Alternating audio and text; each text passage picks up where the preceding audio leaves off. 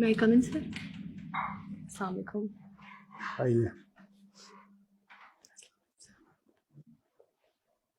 Then you can introduce yourself to all of us. Okay, Assalamu alaikum. My name is Zubaria Zahoor and I hail from Kallar Saida, that is a tehsil of Rawalpindi district. So I was born in 1996 and since that time I have been living in my own tehsil. I got my primary education from there as well. But then after my intermediate for my university education, I had to move to Texla. And from there, I did my BSc in computer engineering. And after my graduation, I joined the corporate sector of Pakistan. And since that time, I have been working in the field of IT. So after my graduation, my first job was as a team lead in an IT company. And then I had to leave that job in 2020 because of my first attempt of civil services. And then right after giving my attempt, I joined another multinational IT company. And there I'm serving as a manager right now. And that's it for my educational background. And if you talk about my familial background, we are 7 siblings with me being on number 5. And all my elder siblings are working in their respective fields, primarily in the field of education. My father is a retired government servant from Pakistan Atomic Energy Commission. And as far as my interest for civil services is concerned, I have been at different leadership roles at my university and other educational institutions as well. So that gave me a motivation to be in a leadership role and make a difference in the society and do something particularly for vulnerable communities of my country, especially minorities, children, women, and the senior citizens as well. And that's all for now. So you are currently working as a team lead. So currently I'm working as a manager. Okay, you are working as a manager. Yes, sir. In non-tech. Manager non-tech. What is the function of a manager? So manager is actually second one in the hierarchy. And the function of a manager is to manage all the operations that are going on in an organization. Manage all the workings, all the procedures that are going on, the scheduling, the QA as well, the duties, assigning the duties, and then doing the quality checking as well. Do tell me, how do you make an assessment about the performance of government? Because somebody is managing. What do you think? Is it managing, he is managing in a better way, or there are some challenges which the government is facing in the management? Yes, sir. I believe that there are some challenges that the government is facing, and these challenges are inevitable. Every government faces these kind of challenges, but and there are some lacunas in our system as well. What type of challenges this government is facing? Let's talk about the political scene. So if we talk about the political challenges that this government is facing, there is a lack of consensus.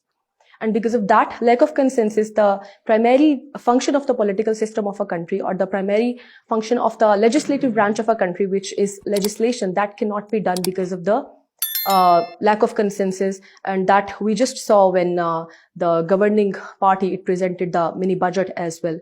So we would see that how there is a lack of consensus between all the political parties in our political system. I read somewhere that the present government has a sort of a keep on going for confrontation with the opposition. Do you think this is a good policy, this confrontation policy? No, sir. As per my knowledge of political science, I don't think this is a good policy, because for making a better political system, all the political parties in a country, they need to work in consensus for the betterment of the people, for the betterment of the people who are being ruled. So this is not a good policy to be at confrontation, to be at loggerheads all the time and not going towards the betterment. Do you see that this government can change their policy and to bring sort of a more harmony between the opposition and the government? It is the function of the treasury benches, I hope. Yes, sir. So do you think they can do it?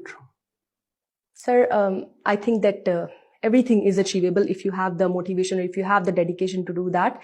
But as far as the track record of this government is concerned, as for now, we haven't seen any landmark event where the government has been in harmony with the opposition. But I think there are some sane voices from both the sides that can work together to create a harmony between the two parties.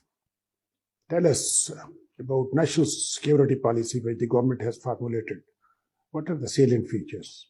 So the national security policy of the government was formulated some days ago, and the salient features are actually to improve the security, or to actually look for the economic security of the country. So its main focus was to move from the military security to the economic security, as our stakeholders also talk about it, that how we can play a better role in the region and in the global dynamics by working on our economic policies, the mass media, talking about there was a clause about literature as well. So that's like an umbrella term for all the changes that they are trying to adopt. And it's a long-term policy. It's going to be there for 5 years, and there can be modifications that could be made by the upcoming government. There are certain parleys going on between the government of Pakistan and the IMF. What is the update status? So I'm not sure about the update status, but the previous one, they were talking about making some structural adjustments in our economic system, and they were asking for more autonomy for State Bank as well. And for that, what is your understanding of this more autonomy of State Bank? What State Bank is there? It is a product of legislation. It is functioning. What do you think? What do you mean by more autonomy? Sir, as far as the economic policies of the country are concerned, the government is having a major share in defining them, in making them, and it's playing major role in this regard. But IMF is actually asking for giving more autonomy or giving more authority to state banks so that it can be a decisive factor, or it can play a major role in the formulation of policies rather than the government. State banks should have more autonomy over the government comparatively. You are a student of public policy. Yes, sir. And who is at what level policies are made? State Bank is one of the organization of the government. Yes, sir. So, but the policy making is with the parliament, you know. Yes, sir. Policy making is primarily the task of budget. The finance bill is passed by the Parliament. Yes, sir. So I think don't you think State Bank has limited role? Yes, sir. I believe that then what autonomy they are looking for? Sir, actually, there is a conspiracy. There have been talks in Pakistan about how IMF is trying to influence the economy of Pakistan. Have you seen the ordinance or the law of the State Bank of Pakistan? No, sir, I'm not. Have you seen what are the proposed changes they are looking for? No, sir. So how you can speak? So that's what I know as per my reading. What is the difference between governance and good governance? So governance is actually a whole term that is used for all the parameters that is being between the rulers and the ruled one. For the rulers or for the politicians, for the ruling government, they are trying to control the affairs of the state for the public. That is known as governance. And good governance is a kind of governance. We have good governance and we have bad governance. What are the characteristics of good governance? So good governance has different characteristics, but I'm going to talk about the primary ones, the important ones. In good governance, the public should be given with all the services that have been promised to them in the constitution of a state. So number 1, there should be rule of law. Number 2, there should be equality of citizens. Number 3, there should be accountability. Number 4, there should be complete political participation of all the population. And number 5, there should be independent judiciary. And there should be complete electoral participation of people in the socio-political dynamic of the country. In which year Pakistan resolution was passed? It was passed in 1940. When Congress was established in the subcontinent? So Congress was established in 1885 by A.O. Hume. And when All India Muslim League was established? All India Muslim League was established in 1906. When Pakistan got independence?